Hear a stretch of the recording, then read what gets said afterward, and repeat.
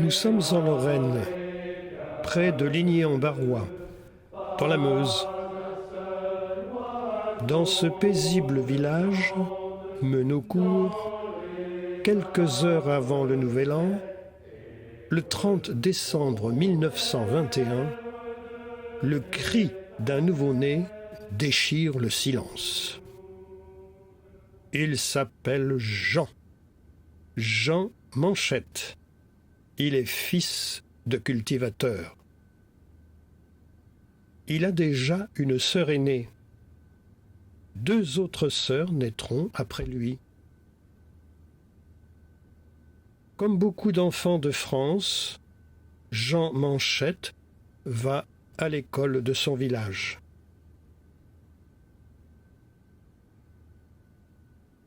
À l'aube de ses 18 ans, la France et l'Allemagne entrent en guerre.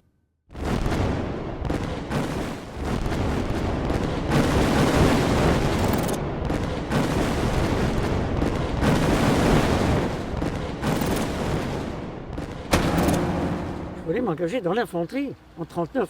Bon, c'est ma maman qui pleurait déjà. Mon papa n'a pas voulu signer parce qu'il fallait l'assentiment des parents, parce que nous étions majeurs qu'à 21 ans, donc je n'avais qu'à peine 19 ans. Je voulais m'engager en 1939 à la guerre. Bon, pas question. Puis alors, en 1942, je me suis engagé dans l'armée d'armistice. Je me suis engagé au 8e régiment d'infanterie à Montpellier. Je voulais faire une carrière militaire. Et puis les Allemands ont envahi la zone dite libre le 11 novembre 1942. Ils ont été prisonniers dans nos casernes. Et 8-10 jours après, ils nous ont permis de rentrer dans nos foyers. Je suis rentré en décembre 1942 chez mes parents.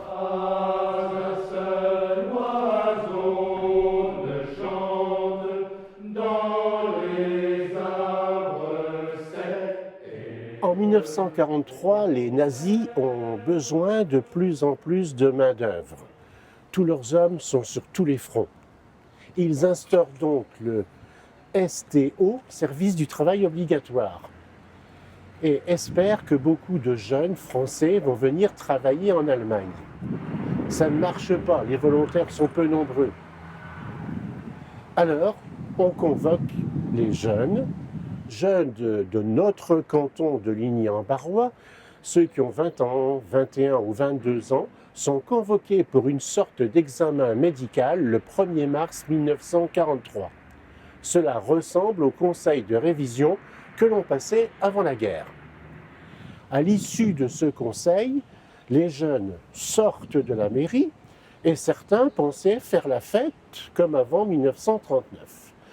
En fait, il y a un cortège qui se forme, emmené par Ivan Ivanov, Marius Michel, René Barbotti qui joue de l'accordéon. Ils sont suivis par tous les jeunes du canton, dont Jean Manchette, Paul Ancelot et puis tous les autres. Ils sont une centaine. Ils passent devant la commandanture installée sur la place. Ils viennent ici devant le monument aux morts. Ils font un discours. Ivan Ivanov fait un discours. On dépose une gerbe de fleurs tricolores. On chante la Marseillaise, d'autres chants patriotiques. On crie « Vous n'aurez pas l'Alsace et la Lorraine », d'autres expressions. Et puis, on se sépare et on repart chez soi.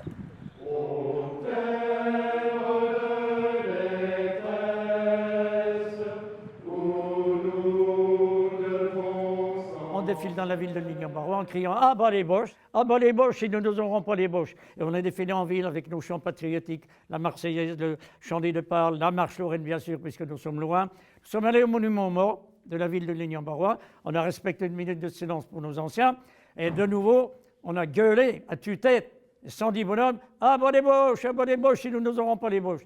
La ville de Ligny, elle en tremble encore. Ça, c'était le 1er mars 1943.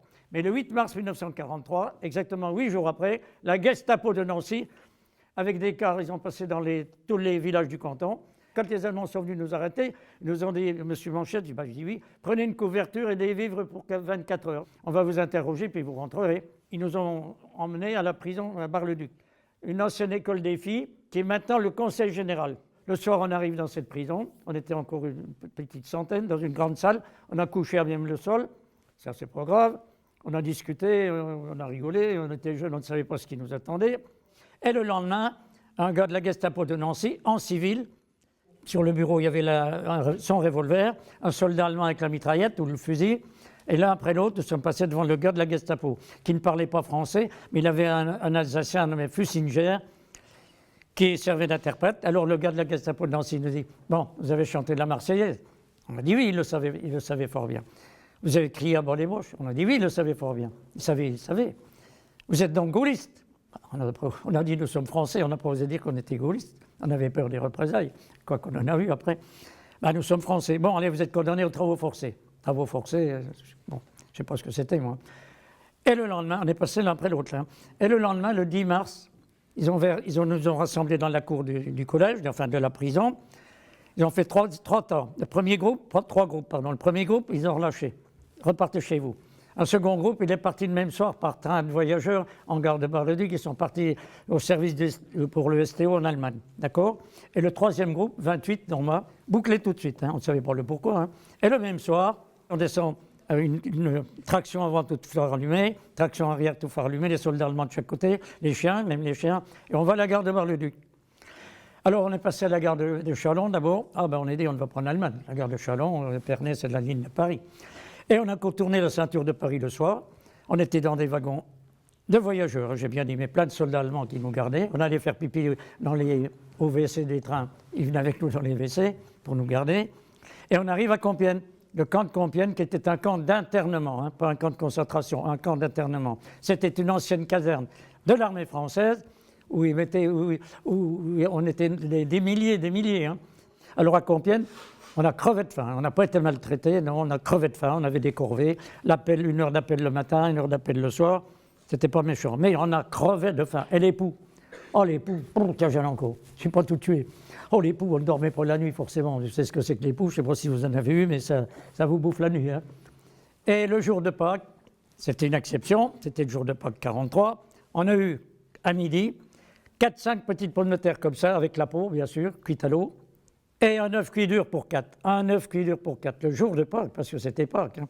Les autres jours, il y avait une petite ration de pain, une petite gamelle de soupe avec plus de flotte que le reste, d'accord ? Le 26 avril, à l'appel du soir, sur la grande place d'appel, ils appellent 1000 hommes, dont moi, ils m'appellent, on était à environ 1000, on ne savait pas le pourquoi, et on a couché dans les écuries, même la terre battue, on a couché par terre, même la terre battue, on ne savait pas le pourquoi ni comment. Et le lendemain, il faisait très beau, les soldats allemands installaient des tables dans la cour, et nous ont fouillé sommairement, voir si on n'avait pas de couteau ou de lame de scie, et ils nous ont donné à peu près une boule de pain comme ça.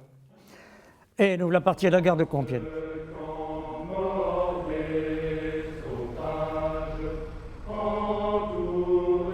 C'est dans un wagon comme ça que nous sommes partis le 28 avril 1943, 100 par wagon, 100 avec les valises.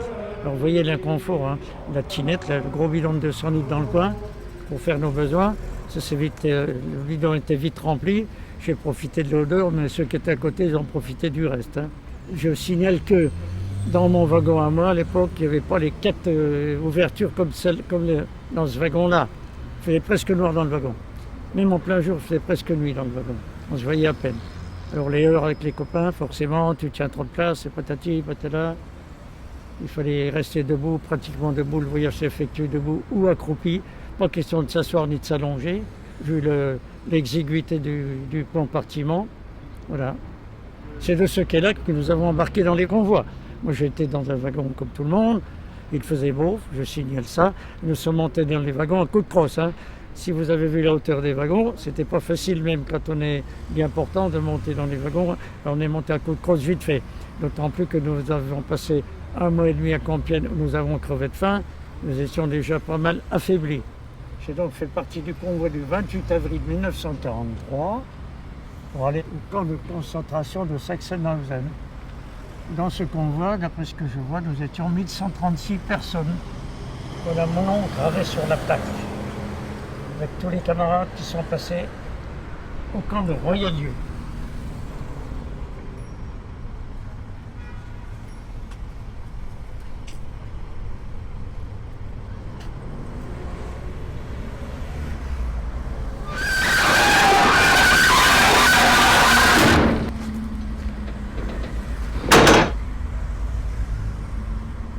Un voyage qui a duré 2 jours et 2 nuits. Dans tous les convois, il y a eu des tentatives d'évasion. Il y a eu des réussies, il y en a qui n'ont pas réussi, ça je ne le sais pas. Je sais que dans mon convoi, il y a eu une tentative d'évasion. Le train s'est arrêté, bien sûr. Un père de famille, il est passé sous le train, d'accord, sous le convoi. Il a eu la jambe broyée. Ses copains l'ont remis dans le wagon et puis il était mort en arrivant. Quand ils ont vu ça, les soldats allemands, qu'on s'est s'évader, ils nous ont fait enlever nos chaussures. Dans mon wagon à moi, ils ont fait enlever les chaussures.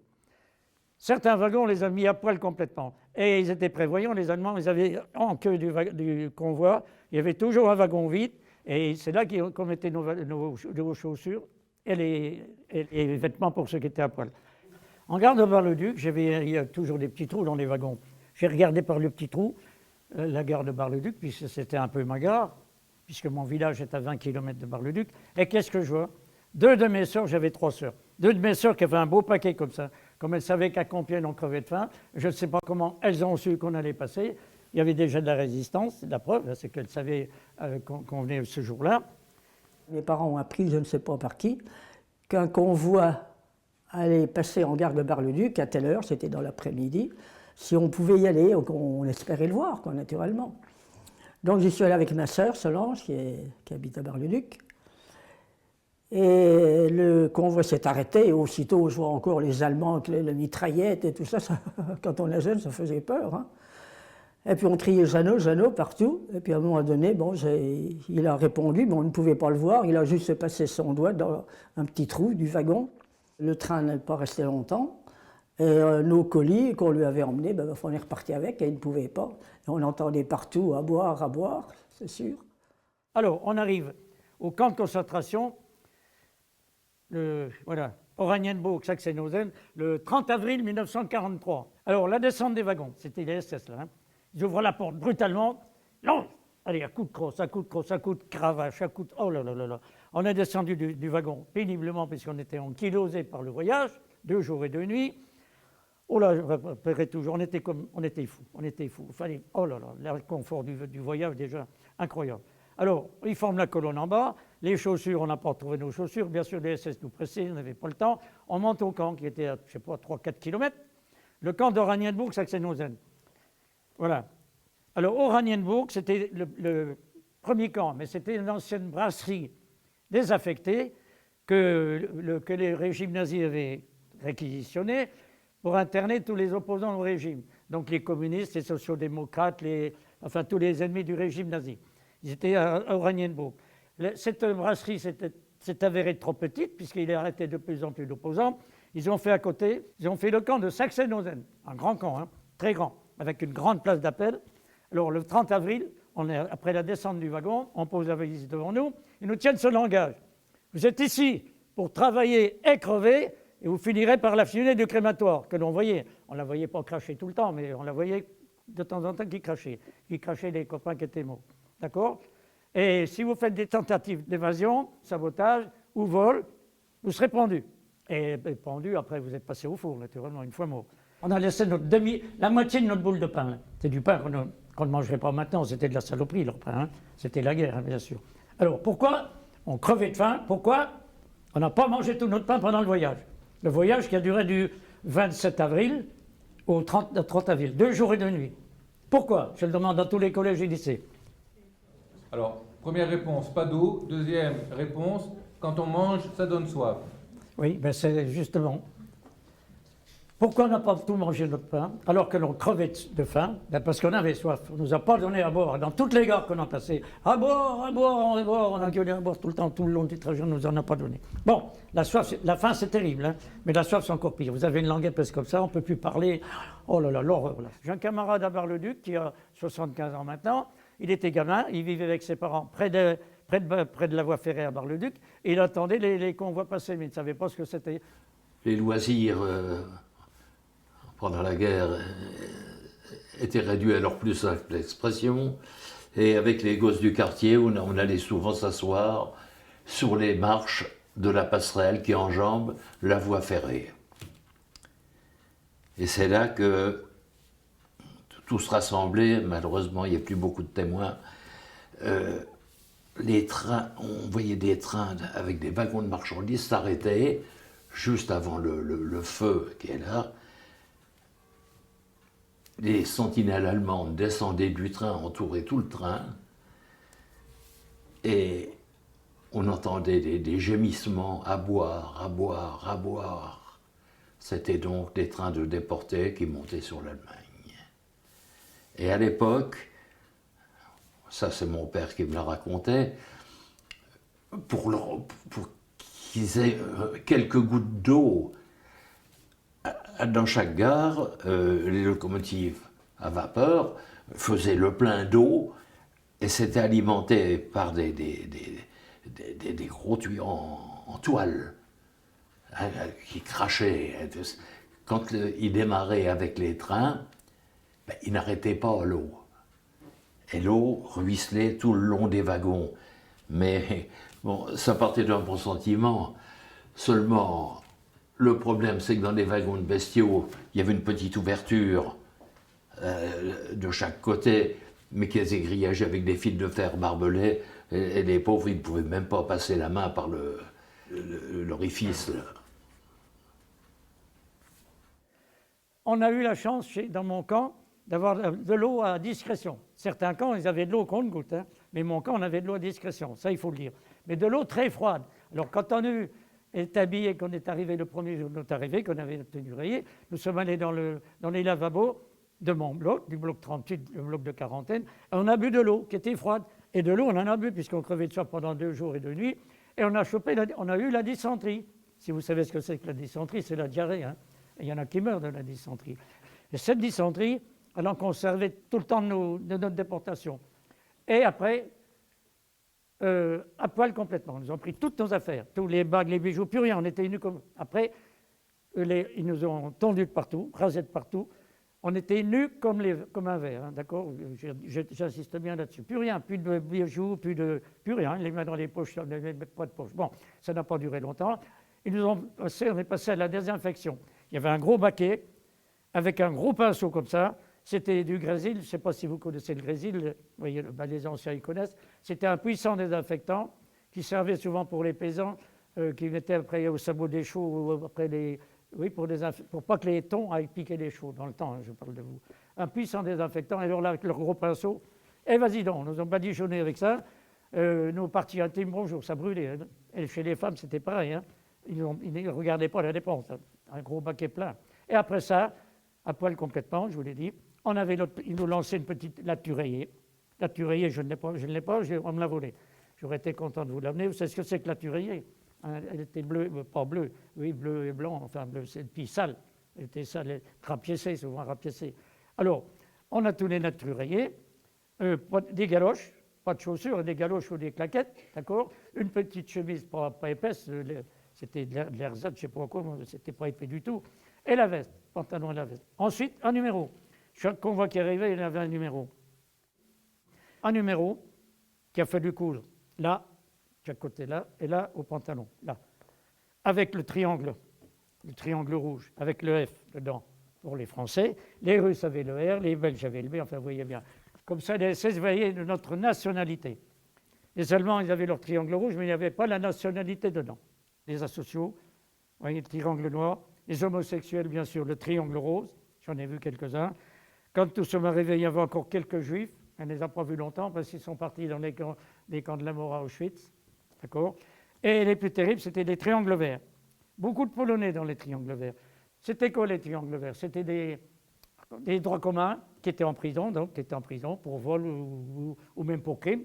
Et Hitler les avait fait sortir de prison en leur disant qu'ils se tenaient aussi bien que les SS, c'est-à-dire aussi bien nous matraquer que les SS, quand la guerre serait finie, puisqu'ils croyaient gagner la guerre, leur peine serait finie, leur peine serait terminée, ils seraient libres. Alors croyez-moi qu'ils se leur donnaient encore jour. Hein. Ils nous matraquaient autant que les SS. Alors, la journée d'un déporté, 4 heures, 4 heures et demie debout, hein, 4 heures ou 4 heures et demie, c'était plutôt 4 heures. Un petit machin comme ça, une boisson chaude, à peine chaude, c'était même pas du café, je ne sais pas ce que c'était, enfin on le prenait quand même. Et après, la place d'appel. Les grandes places d'appel dans chaque camp, c'était des grandes places d'appel. 1 heure le matin, place d'appel. 1 heure et demie, pas plus, parce qu'il fallait aller au boulot. Mais le soir, quand le boulot était fini, minimum 2 heures, oui, 1 heure et demie, 2 heures. Par tous les temps. Hein. L'été, quand il fait beau, ça va, mais l'hiver, le 10 mai 1943, 10 jours après notre arrivée, ou 11 jours après notre arrivée, un dimanche, il faisait très chaud, on monte dans les camions des SS, on ne savait pas où on allait, et on allait dans un commando. Parce que dites-vous bien, l'Allemagne, bon, voilà. En rouge, ce sont tous les camps d'Allemagne. Et en vert, ce sont des commandos. Parce qu'il n'y avait pas que le camp mer, hein. Ils avaient beaucoup de commandos, des commandos qui étaient à 10 km, des commandos à 40 km, des commandos à 100 km. L'Allemagne était truffée de commandos. Et on descend au camp de Staken, un camp de Staken où il y avait déjà des Polonais et des Russes. D'accord ? On arrive à Staken le dimanche. La descente des camions, comme la descente des wagons. Oh là là, les SS qui nous attendaient, les chiens qui nous sautaient dessus, les coups, les capots qui nous avaient avec la matraque, les officiers SS avec la cravache. On tournait dans le camp, on a tourné dans le camp, on était à moitié zogué. C'était déjà le voyage qui était dans l'inconfort des camions, la grosse chaleur. Et ce cirque-là a duré 3 quarts d'heure peut-être. On essayait d'éviter les coups. Oh là là, incroyable. On était à moitié tourneboulé, je ne sais pas comment. Notre lieu de travail, nous, c'était en pleine nature. On faisait notre futur camp. Alors, la pelle et la pioche, rouler les wagonnets, décharger des sacs de ciment, décharger des agglos. À midi encore, il n'était pas précis, il arrivait la soupe du grand camp. 1 demi-heure pour la soupe à midi. 1 demi-heure. Défense de s'asseoir. Debout. Même pas une gamelle chacun encore. Une gamelle pour 10 ou 12. D'accord, on s'arrête, ça s'arrête. Moi, j'étais au premier rang, puis tous les copains de chat partout. Et la meilleure des soupes, c'était ce jour-là, c'était la meilleure de nos que j'ai eue en camp de concentration. La meilleure soupe, c'est de ce dimanche 10 mai 43, 5-6 petites patates comme ça, des petites pommes de terre toutes petites, avec la plure, bien sûr, avec la peau, et un peu de chou dans le fond, d'accord? Alors, moi j'avais une gamelle, je lappe ma soupe en vitesse pour passer la gamelle aux copains qui puissent manger. Il y avait 10 minutes que j'avais la soupe dans l'estomac, je renvoie ma soupe, je la vomis, à mes pieds, mais sans bouger, il ne fallait pas bouger, les SS étaient là. Les Russes et les Polonais, qui étaient là depuis peut-être longtemps, ils ont sauté sur mes... ramassé ma soupe, ils l'ont avalée. Ça, c'est c'est la fin. Hein. Et on reprenait le boulot au bout d'une demi-heure. Alors l'hiver, comme il faisait bien froid, on se mettait 6-7 copains dos à dos pour avoir un peu de chaleur humaine, puisqu'on n'avait pas d'habits chauds. D'accord ? Le 14 juillet 1943, on était encore à Staken. On rentre, on voit la potence qui était dressée. Hein, d'accord ? On lui dit, ça, il y a un blanc qui va être pendu. Il arrive une voiture qui venait sûrement de la Gestapo de Berlin. Il descend un petit Polonais que j'avais connu, j'avais travaillé avec lui 2 mois avant. Il descend un petit Polonais de 19 ans. Il était tuméfié, le pauvre, ils avaient dû le matraquer à la Gestapo de Berlin, je crois. Hein. Alors il est monté sur le tabouret, et puis il nous a fait bonsoir de la main. Et puis il y a un capot avec son pied, il a enlevé le tabouret, puis une fois il était pendu. Et un pendu, ce n'est pas beau à voir, je vous le dis, c'est pas beau à voir, il tire la langue et tout. Il a fallu défiler devant lui, les SS qui rient à côté, les SS fumaient de la cigarette. Il a fallu défiler devant lui, et nous avons redit ce langage. Si vous faites tentative d'évasion, des vols ou du sabotage, voilà ce qui vous attend. Alors ce Polonais, pourquoi il était pendu? Parce que quand on passait dans la ville de Staken, pas le matin parce qu'il faisait nuit, mais quand on revenait le soir du bout du travail sur le chantier à Staken, où on construisait un futur camp, il y avait une belle boucherie avec des beaux saucissons, enfin une charcuterie, qui était pendue comme chez nous, là. Et puis à côté, il y avait une boulangerie avec encore du beau pain blanc, des croissants. Alors le soir, quand on rentrait du travail, c'était à notre droite. En revenant, on regardait ça. Nous crevions de faim. Alors ce petit Polonais-là, il n'avait pas gagné le camp un soir, il n'avait pas gagné le camp après le travail. S'était caché sous une baraque de chantier et la nuit, il était volé des saucissons. On lui envoyait des colis, et puis pas mal. Mais après, il nous a dit qu'il en avait reçu très très peu. Et enfin, vous devez le savoir sûrement qu'on les appelait pour leur dire, voyez, vous avez un colis. Et eux, ils se servaient, et des fois, ils n'avaient rien du tout, une petite chose insignifiante, mais qui était beaucoup pour eux, sûrement. On recevait un pli, c'était pas sous enveloppe, et écrit en allemand, naturellement. Alors, pour déchiffrer ça, personne ne comprenait l'allemand, mais il y avait des éclusiers un peu plus loin dont la femme était allemande. Donc, elle nous disait ce qu'il y avait, mais je suis en bonne santé, ne vous en faites pas, et tout ça, quoi. Mais on était rassurés parce qu'on voyait sa signature, Jean. On reconnaissait bien que c'était son écriture, quoi. Toute la famille était vraiment presque en deuil, quoi, si on peut dire, de sentir Jeannot là-bas sans savoir exactement ce qui se passait, quoi. Mon oncle, étant maire de la commune, recevait souvent les Allemands. Et une fois, 2 Allemands sont venus chez lui, parce que, ou pour des histoires de mairie, ou pour des réquisitions de bois, du fait qu'il était exploitant forestier. Et la photo de Jean Manchette était sur son bureau. Et le responsable, enfin le chef allemand, lui dit « Monsieur, c'est votre fils ?» Il dit « Non, c'est mon neveu. » « Ah bon ?» Puis bon, sûrement qu'il lui a demandé ce qu'il faisait. Il dit « Il est dans un camp de concentration à Royenbourg. » Eh bien, monsieur, il serait préférable qu'il soit mort. Juillet ou août 1944, il faisait très chaud. C'était un dimanche. J'étais avec un copain, le dimanche, je vous ai dit qu'on ne travaillait pas. J'étais un nommé Turmel, originaire d'Épernay. Il était de mon âge.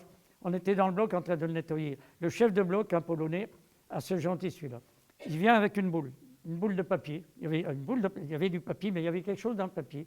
Il nous fait signe de manger. On s'assoit, parce qu'on avait le droit, on pouvait s'asseoir, il y avait que nous deux, puis le chef de bloc. On déballe ce papier. Qu'est-ce que c'était? Du fromage aux asticots. Je dis bien aux asticots. Plus d'asticots que de fromage. Si on avait trié, on y serait encore. Eh bien, on a pris avec nos doigts, parce qu'on n'avait ni fourchette, ni couteau, ni cuillère, puisqu'on ne buvait que du liquide. Avec nos doigts, on a mangé tout ça. On avait le ventre un peu calé, on était heureux. Alors, il y a une jeune fille, dans un collège de Clermont-en-Argonne, il y a 7-8 ans, une jeune fille comme vous, elle me demande, Monsieur Manchette, à quoi pensez-vous la nuit? À quoi pensez-vous de la nuit? Je dis, on pense déjà à nos familles, un peu quand même, on pensait à nos familles, naturellement. Mais on ne pensait qu'à bouffer, Toute la journée, on ne pensait qu'à bouffer, même pendant le travail, même la nuit. Tellement on crevait de faim, on ne pensait qu'à bouffer. Pendant mon séjour, presque 25 mois, l'hygiène, nous avons peut-être été aux douches 4 fois, peut-être 5, je ne me rappelle plus, mais 4 fois aux douches, en 24 mois ou 25 mois de temps. Les douches, pareil, pas pendant le boulot. À 1h du matin, allez, aux douches. Alors, à coup de matraque, à coup de gommi, on allait aux douches. Minuit, 1h du matin, 2h du matin, à poil, parce qu'ils en profitaient pour laver nos oreillers. Alors, quand on était 250 qui passaient en douche, nous, on attendait que les autres sortent, à poil, à minuit, 1h du matin, n'importe quelle heure de la nuit, l'hiver. Alors, il y avait des congestions, forcément. Il y en a qui mouraient. Alors, aux douches, je vous l'ai dit, on était dégueulasses, on était sales. Ma mère, mes parents m'auraient vu, ne m'auraient pas reconnu. On était hirsutes, maigres, bien sûr, maigres. On était... Bon, oui, les jours sans... parfois des nuits sans sommeil. La malnutrition, les mauvais traitements. Parce que dans les rangs, le soir, à l'appel du soir, ils passaient dans les rangs, nous matraquaient, on ne sait pas pourquoi. On était tout le temps matraqués, insultés, matraqués. Dans les baraquements, on n'était pas que des Français, on était avec des étrangers. Donc entre Français, il y aurait déjà eu des heurts. Mais là, on avait 5-6 nationalités avec nous. Il y avait encore des heurts entre nous, on se bagarrait entre nous. Alors, vous voyez la vie. Alors, des jours sans fin.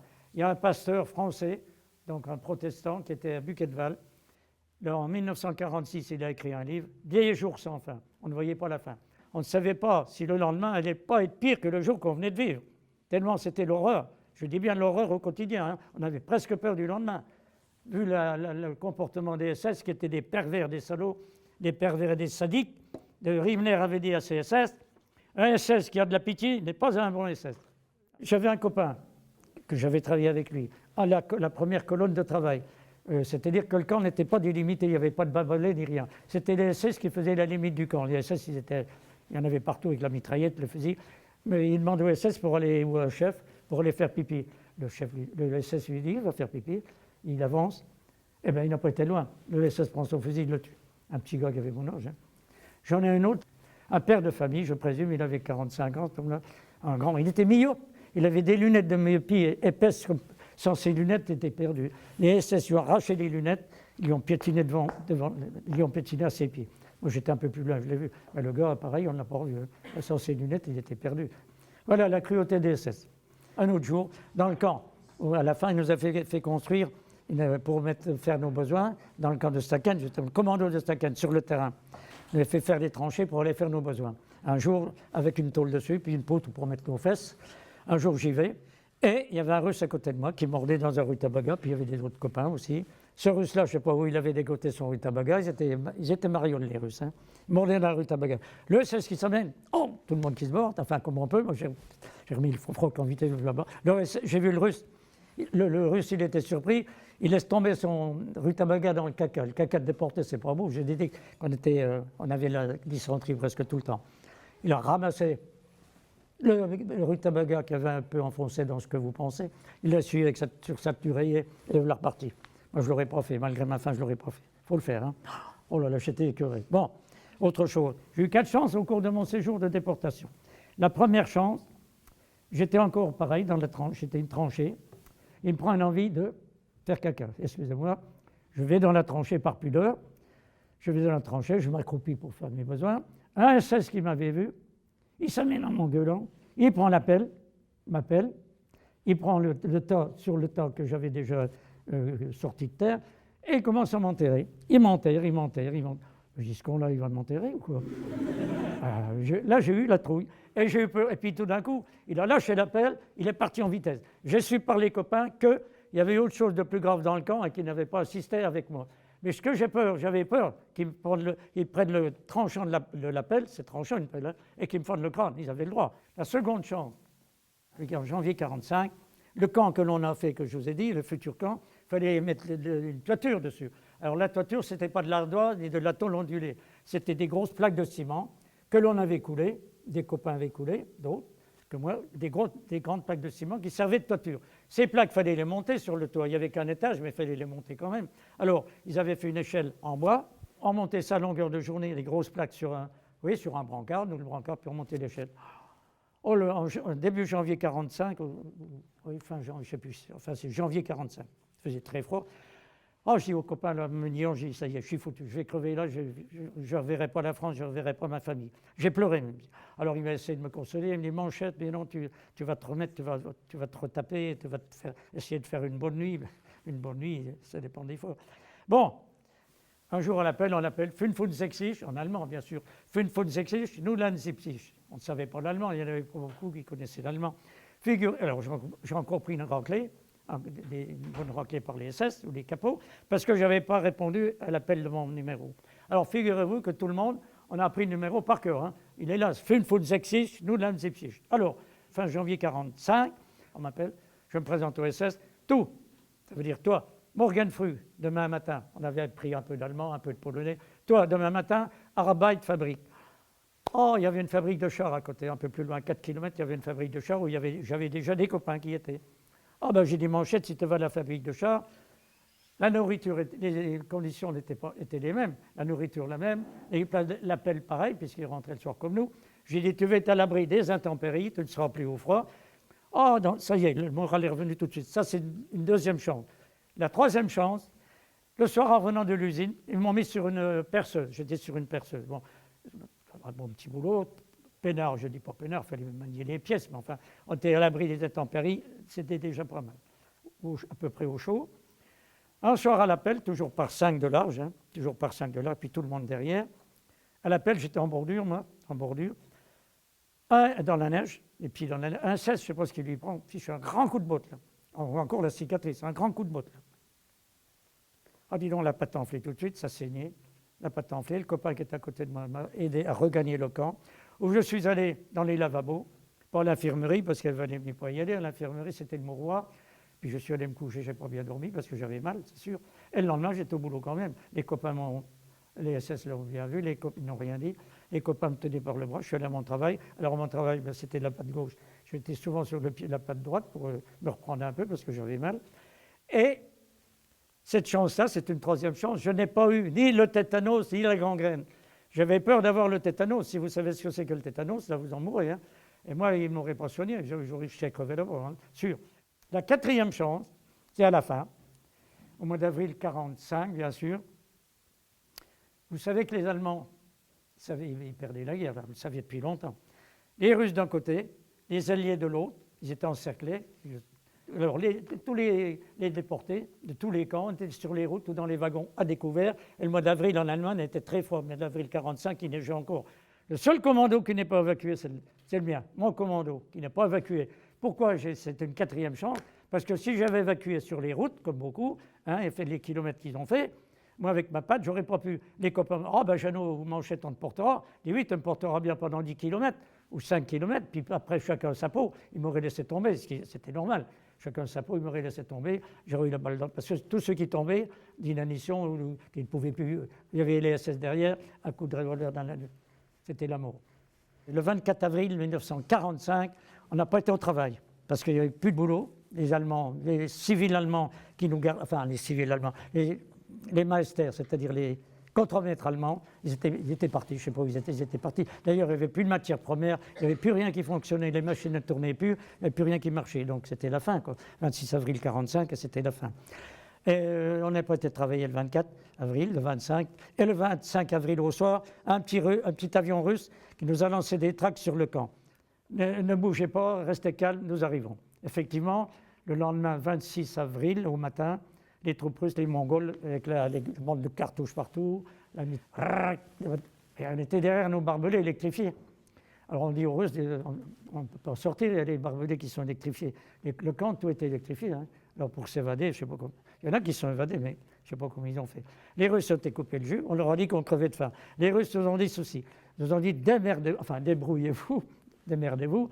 Vous n'avez qu'à aller piller chez les Allemands, vous allez dans les parcs, vous tuez des vaches, vous faites ce que vous voulez. Nous, on n'a pas le temps, la guerre n'est pas finie. C'est vrai, c'était le 26 avril, et la guerre n'était finie que le 8 mai. En principe, c'était pas partout encore. Alors, j'avais un copain, un nommé Beau, de Sens, qui était tueur aux abattoirs de Sens. Le lendemain, il était tué des chevaux dans les parcs, puis on a mangé du cheval. Alors, moi, avec ma patte, je faisais le cuisinier, je faisais le cuistot, je balayais la piole. Et alors, oui. Les Russes nous ont libérés, mais ils nous ont indiqué où il fallait aller, puisque les canons tiraient. Ils nous ont dirigés on tombe sur un camp de prisonniers de guerre français. Un camp de prisonniers de guerre français qui était là depuis 5 ans, les prisonniers de guerre français. Si vos grands-pères ou arrière-grands-pères, vous devez en avoir, ils ont fait 5 ans. Hein. Bon, pour certains, ils étaient un peu moins malheureux que nous, tant mieux pour eux. Ils nous ont donné du flocon d'avoine. Du flocon d'avoine, c'est ce qu'il ne fallait pas faire. Le flocon d'avoine, ça renfle. Moi, je me rappelle, j'ai enfilé deux gamelles de flocon d'avoine. Et bien, le lendemain, la dysenterie, on l'avait déjà en permanence depuis 2 ans, plus de 2 ans. La dysenterie, le lendemain, on n'avait même pas le temps de baisser le froc. Hein. On faisait dans la culotte. Hein. Alors, on a eu la dysenterie et direction Magdebourg, sur l'Elbe. Magdebourg, direction la France. Et il faisait très beau sur l'autoroute. Allez, on avait les pas serrés, pas serrés dans les camions. Et nous voilà à Magdebourg. À Magdebourg, c'est une ville qui avait été détruite comme presque toutes leurs villes d'ailleurs. Et qu'est-ce que je rencontre en ville? On se promenait en ville. Oh, je rencontre un copain qui avait les 28 qui avaient arrêté avec moi à Ligny-en-Barrois. On s'est retombés dans les bras l'un de l'autre. Oh, on a pleuré, j'ai pas peur de le dire, on a pleuré. Et nous voilà partis à la gare de Magdebourg. Et un grand train de wagons en bestiaux, pareil, nous attendait. Au lieu d'être 100 par wagon, on était 30 par wagon, on était bien, les portes grandes ouvertes, il faisait beau. Les Anglais nous avaient donné des rations anglaises pour manger pendant le voyage. Et nous voilà partis. Là, on ne crevait pas de soif non plus, on avait ce qu'il fallait. Et le train s'arrêtait souvent parce que priorité aux troupes d'occupation. Et puis on savait qu'on allait revoir la France et notre famille. Et on est passé à Maastricht en Hollande. Là, ils nous ont dit vous avez 2 heures d'arrêt ou 1 heure et demie, je ne me rappelle plus. On avait le droit d'aller se promener. On va dans la ville de Maastricht. Il y avait une belle boulangerie avec des beaux croissants, du pain au lait, des plaques de chocolat. La patronne, elle sort, elle parlait français. Alors, ils nous ont fait rentrer dans l'arrière-boutique, ils nous ont offert du chocolat au lait, puis on l'a remercié, bien sûr, puis il a fallu repartir. Nous sommes repartis à la gare. On est passé à Namur, en Belgique, un accueil chaleureux. Les dames nous amenaient du café, il y en a qui avaient du vin. Moi, j'étais pas pinard, moi j'ai bu du café, de l'eau aussi, des tartes aux cerises, c'était l'époque des cerises, des belles tartes aux cerises. Bon, on arrive à Charleroi, pareil, un accueil inoubliable, pareil comme à Namur, les tartes, du café, du vin pour ceux qui en voulaient. On arrive en France, à Maubeuge, oh, déçu, rien, un accueil zéro, la France. Alors là, on était dans un centre de rapatriement, ils nous ont passé la radio, voir si on n'était pas tuberculeux. Ils nous ont donné de l'argent pour reprendre le train, puisqu'on n'avait rien, que notre tenue rayée. Et le lendemain, on a repris le train, et puis je rentrais, j'ai eu le bonheur et la chance d'embrasser encore toute ma famille, dont une bonne vieille grand-mère que j'avais, qui avait plus de 80 ans à l'époque, c'était bien. Toute ma famille m'attendait. J'ai embrassé ma famille le 6 juin 1945. Et bien sûr, je n'ai pas repris le travail tout de suite, dans l'état qu'on était, j'ai repris le travail qu'en octobre 1945, pour le temps de nous retaper. Hein. Alors moi, j'ai ramené des ulcères à l'estomac. Beaucoup de camarades ont ramené de la tuberculose, il y en a eu beaucoup de tuberculeux, vu les conditions, hein. Malnutrition, mauvais traitement, nuit sans sommeil, travaux très pénibles, matraquage tout le temps. on pouvait que ramener quelque chose. Beaucoup ont eu des problèmes aux intestins. Pendant que j'y pense, quand on allait travailler du camp de la ville de Stacken au commando de travail, sur les lieux de travail, on traversait la ville de Stacken, je vous l'ai dit. Pas le matin parce qu'ils étaient encore au lit, mais le soir, les gamins allemands nous lançaient des cailloux. Ils nous lançaient des cailloux et les SS riaient, naturellement. Les femmes nous crachaient à la figure. Nous ne crachaient pas à la figure parce qu'elles étaient loin, mais elles faisaient semblant de nous cracher dessus. Vous voyez un peu le peuple allemand, hein. Bon, j'ai plus rien contre, mais enfin, on ne peut pas oublier. Hein. Pardonner, je veux bien encore pardonner. On a fait l'Europe, c'est bien. Adenauer et général de Gaulle, on fait la réconciliation. Helmut Kohl et Mitterrand, M. Mitterrand, ont fait la réconciliation. C'est bien. Alors, vous, la France de demain, soyez conciliants, ne soyez pas racistes, soyez gentils avec vos profs, soyez gentils avec vos copains. Vous voyez ce que je veux dire, hein, soyez conciliants, d'accord? Qu'on ne revoie plus ces horreurs-là. Pas de racisme, pas d'antisémitisme, non, ça mène à rien. J'espère vous revoir à mes obsèques, et pas maintenant. Non, pas maintenant. Faut pour bien, hein.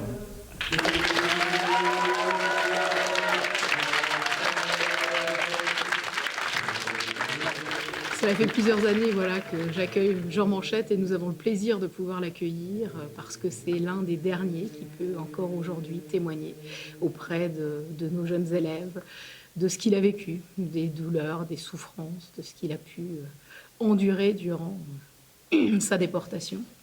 C'est vraiment important aussi pour nos élèves de pouvoir avoir une personne réelle en face, quelqu'un qui leur communique exactement en tête à tête ce qu'il a pu vivre. On va également aller avec eux visiter le camp de concentration de Struthof. Et là aussi, on va essayer de leur faire vivre un petit peu la vie d'un déporté, même si évidemment ils ne pourront pas tout ressentir, pour après pouvoir essayer d'exprimer des sentiments et justement essayer de les mettre dans ce rôle aussi de passeurs d'histoire après, de passeurs de mémoire, puisque c'est eux qui, à leur tour, à un moment ou à un autre, auront à raconter cette histoire, auront à l'incarner. Et vu les événements actuels, c'est sûr que ça nous semble encore plus important au jour d'aujourd'hui de pouvoir voilà, entendre ce qui s'est passé et se servir des leçons de l'histoire, si c'est possible. Et le message de paix qu'il passe à la fin est aussi pour moi quelque chose de fondamental. Voilà, ne soyez pas racistes, aimez-vous les uns les autres, essayez d'être ensemble et de construire l'avenir, c'est vous qui avez l'avenir en main. Peut-être permis de changer d'avis parce que certains d'entre nous avaient la haine, comme il disait, mais quand il a dit qu'il fallait pardonner mais pas oublier, ça a peut-être fait changer d'avis certains d'entre nous. Que ça fait bizarre ce qu'il a raconté parce qu'on ne sait pas comment il a fait pour survivre, que nous ne pourrions pas survivre comme ça. Je pensais pas que ça pouvait être aussi dur et cruel. Il y a quelqu'un de la famille qui aussi avait été dans ces camps de concentration. Et j'avais l'habitude de voir ça dans ses livres, tout ça, que je n'ai pas connu. Il est mort assez tôt, malheureusement. Et voir un témoignage, c'était la première fois pour moi de quelqu'un de vivant qui nous raconte son récit. Et ça a vraiment changé des pensées quand même. Par exemple, m'accrocher plus dans l'avenir et à penser qu'on est bien élevé, que maintenant on n'a plus trop à se plaindre par rapport au témoignage de M. Manchette. Je ne pensais pas qu'il y avait autant de brutalité envers les personnes, quoi. Comment les personnes pouvaient maltraiter des personnes qui étaient pareilles qu'eux. Voilà, ils étaient pareils, on a des mains, on a des pieds, c'est la même chose. Et ils leur faisaient du mal. Et ça, moi, ça me fait encore des frissons là quand on en parlait, mais voilà, Monsieur Manchette est exceptionnel pour moi, et c'est vrai que je ne l'oublierai jamais, quoi. Parce que le monde aujourd'hui, en fait, tout le monde est raciste, et s'il n'y aurait pas de racisme, le monde, ça se passerait mieux, en fait. Parce qu'il y a trop de racisme, et donc du coup, la France, elle va pas très bien, quoi. Oui, ça m'a choqué. Oui. Et je m'en souvenais, André. Ému aussi.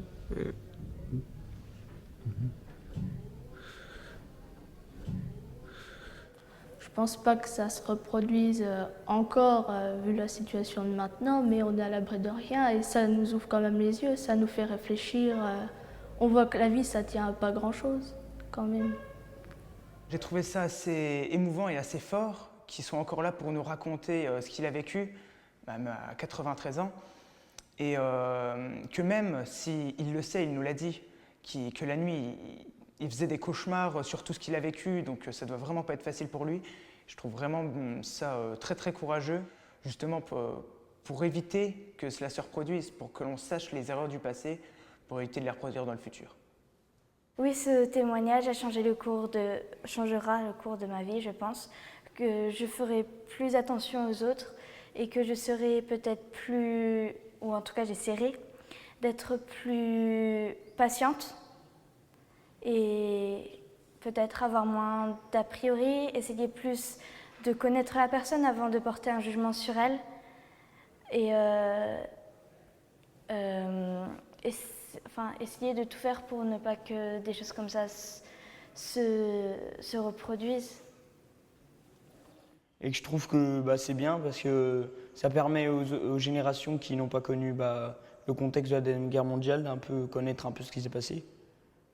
Et puis ça permet aussi de sensibiliser contre le racisme, l'antisémitisme et puis toutes sortes de discriminations. C'est bien évidemment pour préparer nos élèves, notamment à l'épreuve du brevet des collèges, puisque cela fait partie du programme de 3e à l'heure actuelle. De même, à titre humain, je pense que bien évidemment le témoignage de M. Manchette est un véritable trésor qui a certainement très très fortement et très profondément marqué nos élèves. Et je pense que tôt ou tard, ils finiront par s'en souvenir d'une quelconque manière dans leur vie d'adulte. Et je trouvais... Parfois aussi, les élèves manipulent des symboles tels que la croix gammée, sans trop savoir ce que ça veut dire. Donc ça s'est déjà passé auparavant dans ce collège, dans d'autres collèges, où on s'amuse, entre guillemets, à graver des croix gammées, ou de taguer un mur avec des croix gammées. Et tout de suite, notre réaction, quand ça s'est passé, a été assez radicale. Bien sûr, on a sanctionné, et puis on a appris aussi ce que voulait dire ce symbole. Voilà. Donc on a passé un documentaire comme Les Survivants, pour bien leur montrer quand même qu'on ne manipule pas comme ça des symboles sans connaître l'histoire. Et je pense que le pire, c'est ça, c'est de ne pas savoir, de ne pas avoir appris. Et il faut qu'ils réagissent par rapport à ça. Et c'est important pour eux qu'ils aient des éléments pour comprendre, pour décoder, pour se dire que ça, c'est juste inacceptable, que ce n'est pas tolérable et qu'on ne peut pas adhérer à ce genre d'attitude. Cet humour qu'il a, vaille que vaille, coûte que coûte, cette force tout simplement, alors que voilà, c'est un petit poids plume, mais il est très très fort par ailleurs dans sa tête, dans son esprit. Et puis ce que j'apprécie aussi, c'est qu'il sait délivrer des messages positifs, des messages de paix, toujours à l'issue de ses interventions. Et ça, je pense que c'est franchement très important pour les générations à venir. Jean Manchette est venu l'année dernière devant une classe de 3e qui l'a écouté dans un silence quasi religieux, si je puis me permettre, et j'ai été pétrifié.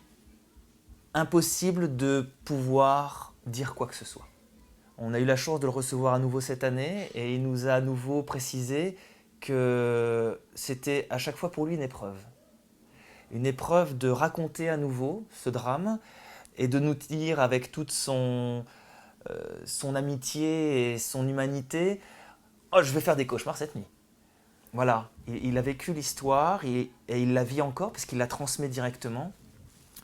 C'est la plus belle leçon que les enfants puissent recevoir. Alors oui, à travers la venue de Jean Manchette, à travers le témoignage qu'il nous a transmis, à travers le travail de toute l'équipe pédagogique, de tous les enseignants, à travers le projet d'école qu'on essaye de mettre en place, qui est le respect des enfants entre eux, le respect des enfants avec les adultes, le respect des adultes vers les enfants, mais aussi le respect des adultes envers les adultes, montrer l'exemple, faire en sorte que, eh bien oui, tout cela, et j'utilise ce mot « cela » parce que ça englobe toute la période, tous les drames, n'ait pas servi à rien. Voilà. Et que nos élèves, et moi j'insiste avec eux, ont la preuve tous les jours, que ce soit à portée de leurs yeux ou en regardant l'actualité mondiale, de se rendre compte que ces comportements déviants peuvent revenir. Donc c'est un message d'espoir que Jean Manchette nous a apporté, plus qu'une leçon d'histoire, vraiment un message d'espoir. Nous sommes tous, adultes et enfants, les acteurs de notre liberté.